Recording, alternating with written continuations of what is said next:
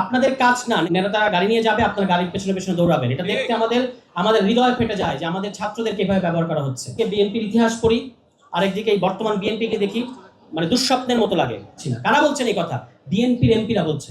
আশেপাশে যদি ছাত্র দলের ভাইরা থাকেন, এটা আমি আপনাদেরকে ক্লিয়ার করতে চাই যে আপনাদের সাথে আমাদের কোনো শত্রুতা নাই, এবং আমরা আপনাদের পক্ষে ছিলাম সবসময় যখন আপনারা নির্যাতিত হয়েছেন, এখনো পক্ষে আছি। এবং আপনাদেরকে আমাদের কথাগুলো বুঝতে হবে।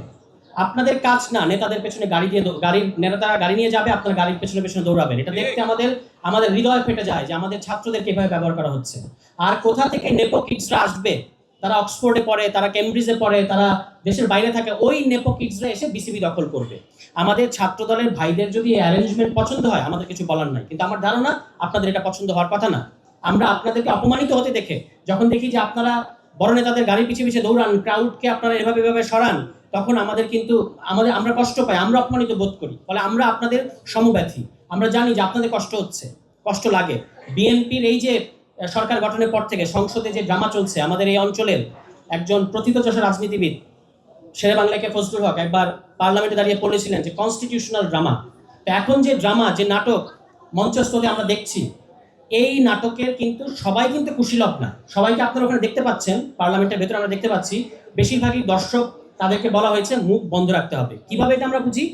এই যে যারা মেম্বার অফ পার্লামেন্ট হয়েছেন বিএনপির, তাদের সাথে অন্তত অর্ধশত মানে মেম্বার অফ পার্লামেন্টকে তো আমরা ব্যক্তিগতভাবে চিনি।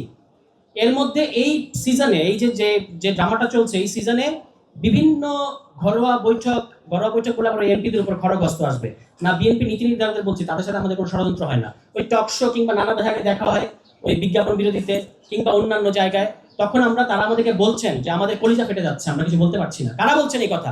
বিএনপির এমপিরা বলছে।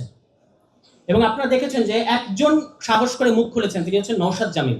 তিনি একটা লম্বা ফিরিস্তি দিয়ে বলেছেন যে এগুলো ঠিক হচ্ছে না। মানবাধিকার কমিশন, কি দুর্ভাগ্য এবং কি ভয়ঙ্কর আইরনি যে এই সংসদে বিএনপির অলমোস্ট সমস্ত এমপি বিগত আওয়ামী লীগ আমলের মানবাধিকার লঙ্ঘনের শিকার।